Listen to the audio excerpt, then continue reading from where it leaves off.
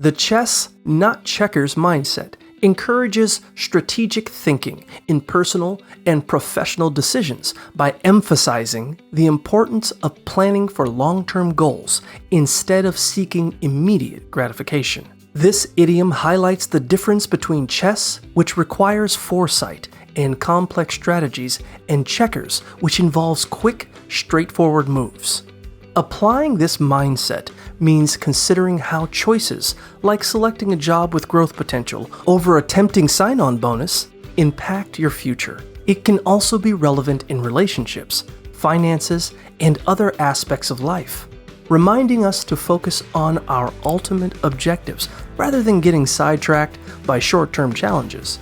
To succeed, establish a clear action plan. Break down goals into manageable steps and maintain a proactive approach to anticipate obstacles, ensuring you stay aligned with your endgame.